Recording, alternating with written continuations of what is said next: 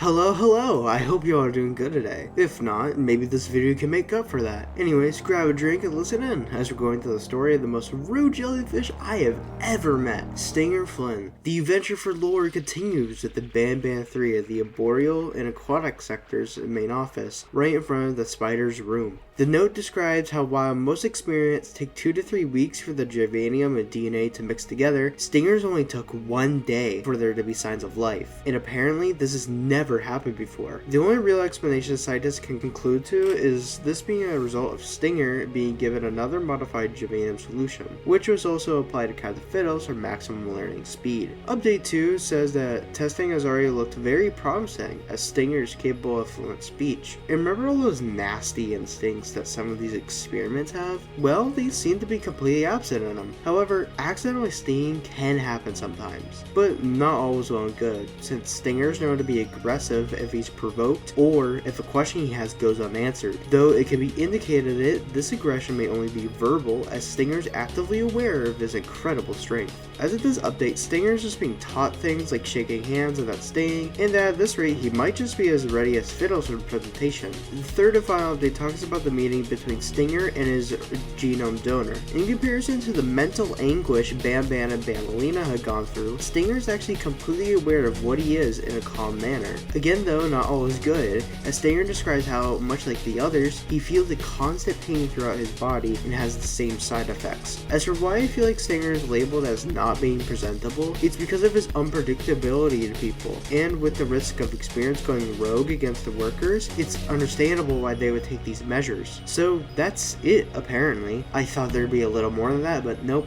I guess not. Without further ado though, here's what I gather on how Stinger is portrayed in the series. These traits are that he's sorta intelligent, but is definitely selfish, rude, and tends to shift the blame onto us in certain situations. Funnily enough, if I were to apply these traits into 2 words, it'd be that Stinger's a straight up narcissistic bastard. Let's start in the 3rd game when we actually meet Stinger for the first time in the aquatic sector. At first he seems to be level-headed, albeit his plans are for some cause of concern. He's vague and what he's gonna do with the adults and our children, but it probably isn't good. We meet back up with Stinger after Nab gets attacked by Jumbo Josh, and this is where the Runus starts to slowly rear its ugly head. You have overstayed your welcome here. I even made you an offer, but guess what? Accepting it is long overdue. Even in the drug sequences, he's depicted as rather irritated at Banban for just talking. If your pathetic mouth utters another infuriating sentence, I will stuff your whole body in one of those stupid party hats on your head.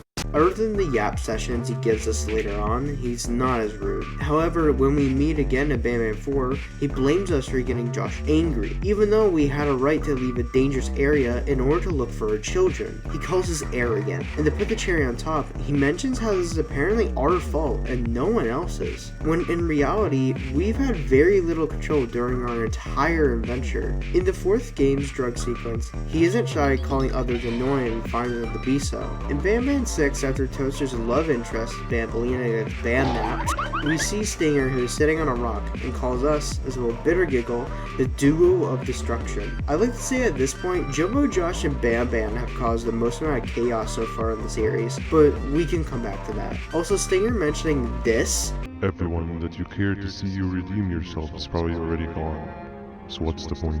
How do you even talk? Jellyfish have no brain.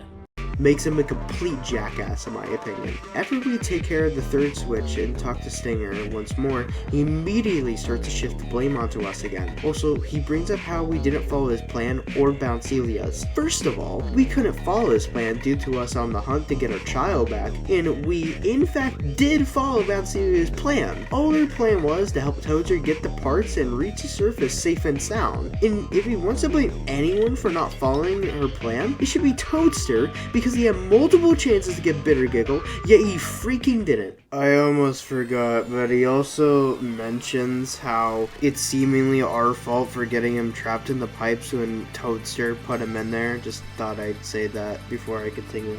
Another thing is too, he mentions how we've hurt people. The only creatures we've ever hurt was the giant cat that fiddles in Banban 2, unless there's someone I'm forgetting. I actually almost just forgot. In Banban 6, we purposely hurt little hellish little beak in Banban 6 when we activate the trap. The only reason the mascots get hurt is because of their clumsiness or aggression toward each other, not because of us. If anything, Stinger also seems to be a pessimist, however you pronounce this word.